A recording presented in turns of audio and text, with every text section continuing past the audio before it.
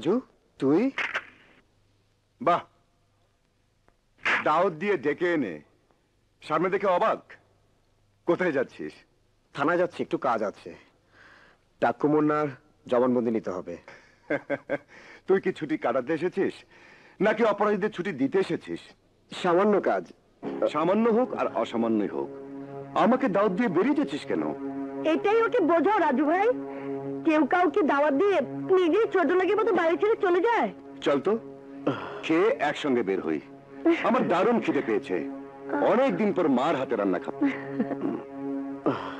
কি আর করার, চল খেয়েই যাই। রেশমা, তাড়াতাড়ি করো। সব রেডি আছে, চলো। চল। আয় বাবা আয়, আমার রান্না প্রায় শেষ, একটু বসতে হবে। তুমি মজা করে রান্না করো তো মা, আমার কোনো তাড়া নেই। কিন্তু আমার তারা আছে। আচ্ছা আচ্ছা, একটু বস, এক্ষুনি রান্না শেষ হবে। রেশমা আয় তো, টেবিলটা সাজাবি। চলো মা। বস। হ্যাঁ, তোরা কি আমাকে রেখে খেয়ে দিয়ে বসে আছিস? আরে না, তোর জন্য অপেক্ষা করছি। এই রেশমা, তাড়াতাড়ি করো। এই তো হলো, আরেকটু আরেকটু অপেক্ষা করো। সাগর, খাবার আসতে দেরি হচ্ছে, চল এই ফাঁকে আমরা কানামাছি ভোগ খেলি, দেখি রাজা ছোটবেলার মতো ধরতে পারে কিনা। রাইট, কথাটা মন্দ বলিসনি। ওকে, আরে চল। আমি ঘোর না।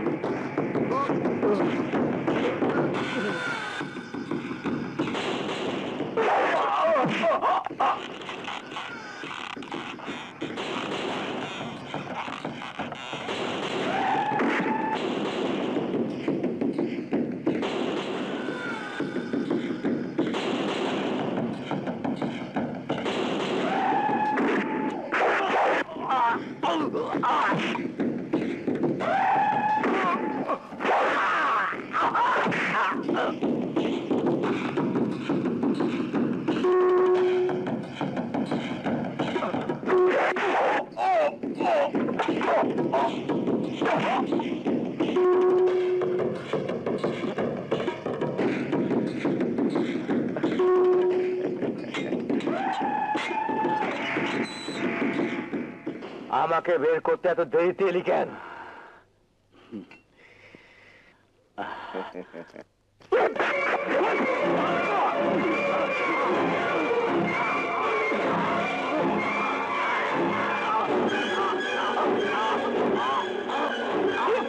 এই জন্যই এত দেরি করে এলাম, কি বুঝলি?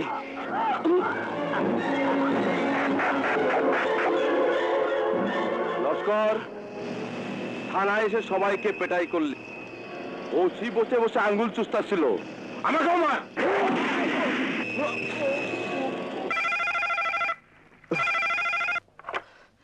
হ্যালো, কি? হ্যাঁ হ্যাঁ, ও মাই গড, আমি এখন আসছি।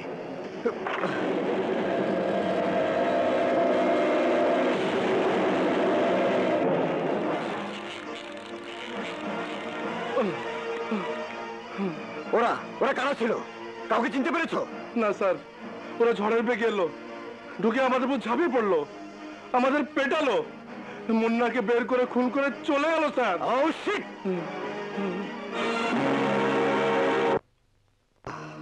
ব্যাপারটা খুব খারাপ হলো রে রাজু, খুব খারাপ হলো। টাক্কু মুন্নার বেঁচে থাকা আমার জন্য খুবই গুরুত্বপূর্ণ ছিল। থানায় হামলা, মুন্নার খুন নিঃসন্দেহে প্রমাণ করে এটা কোনো সাধারণ ঘটনা নয়। বহুত বড় এবং শক্তিশালী হাত রয়েছে এর পেছনে।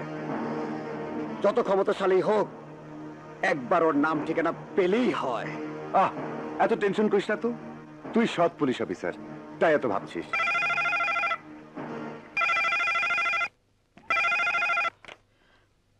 হ্যালো, জাল টাকার কারবারিদের ক্ষমতা সম্বন্ধে ধারণা পেলেন তো এসপি সাহেব? দেখো, তুমি যেই হও, আমি তোমার সাথে দেখা করতে চাই। আমিও চাই আপনার সাথে দেখা করতে। আগামীকাল দুপুর 12টার সময় জঙ্গলবাড়ি আসুন, সামনাসামনি বলবো জাল টাকার কারবারির মূল নায়ক কে। ওকে। কে ফোন করেছিল? এর আগে বরফ কলের ইনফরমেশন যে দিয়েছিল সেই লোক। কি বললো? কাল জঙ্গলবাড়ি যেতে বললো দুপুর 12টায়।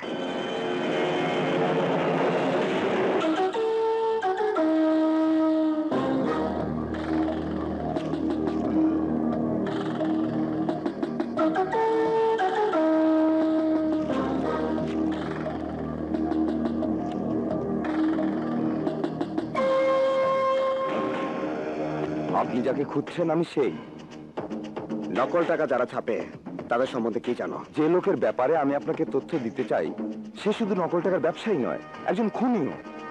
তার নাম কি? আপনার বন্ধু রাজু। না, মিথ্যে বলছিস তুই। রাজু এমন হতে পারে না, মিথ্যে বলছিস তুই। আমাকে বিশ্বাস করুন স্যার, আমার কাছেও টাকা ছাপার ছবি আছে। এই দেখুন, দেখুন।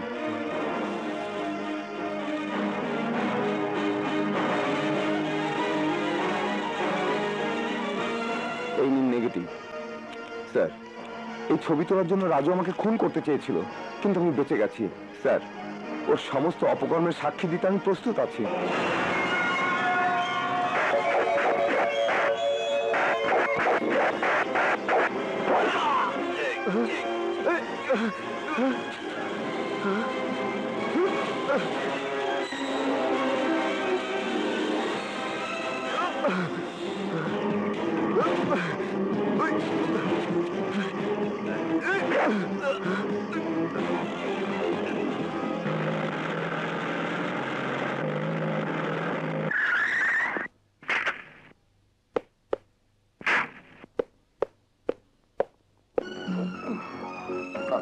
আব্দুল রশিদ।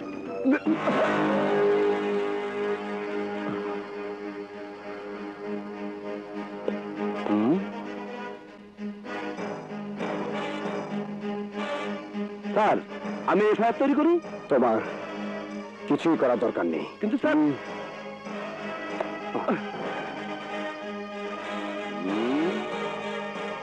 আমার সমস্ত গোপন তথ্য ফাঁস করে রশিদ আমার বিরুদ্ধে জবানবন্দি দিয়ে মারা গেল। তোর সামনে থেকে সেই ফাইল নিয়ে গেল রাজা। তুই কি করলি ওসির বাচ্চা? এই জবানবন্দির ভিত্তিতে রাজা কোনো পদক্ষেপ নেবার আগেই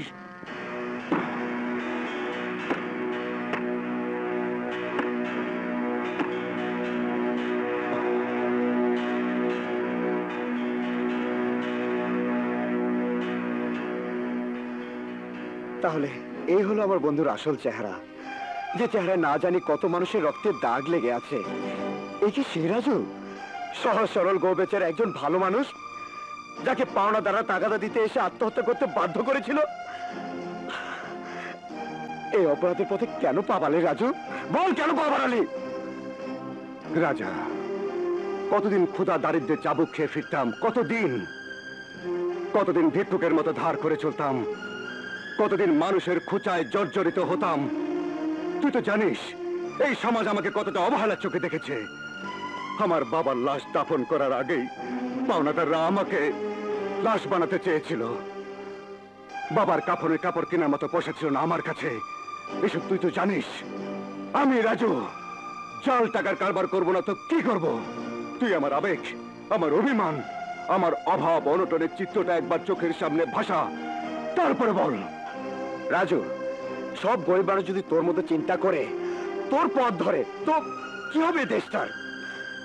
জীবনের জন্য তোর কি দরকার ছিল? দুপুরটা ভাত, কাপড়, বাসস্থান? আরে যা কিছু আমার আছে সবই তো তোকে আমি দিয়েছিলাম। এরপরও কোন লোভে পড়ে তুই এই চোরাবালিতে পা দিলি? কাদের যুক্তিতে?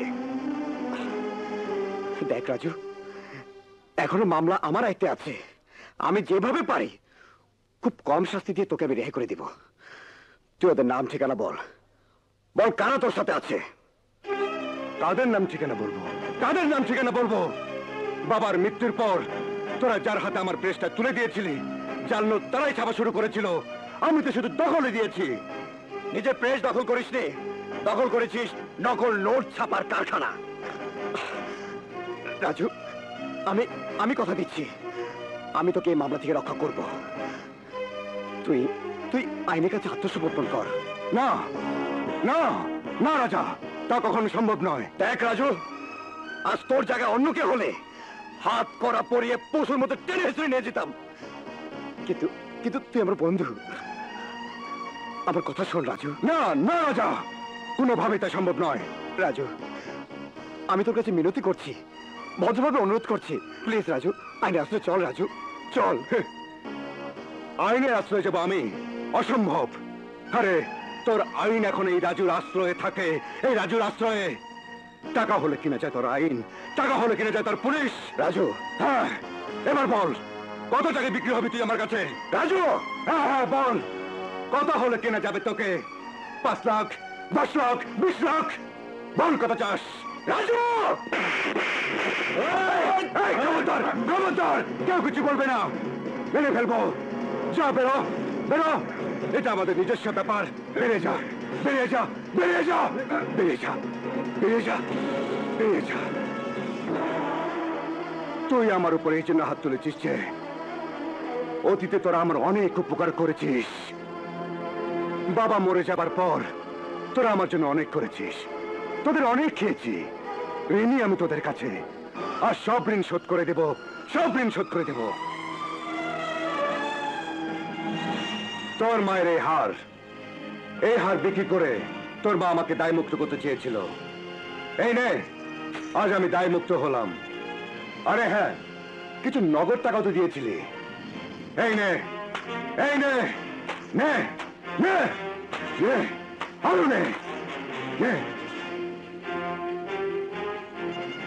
এই!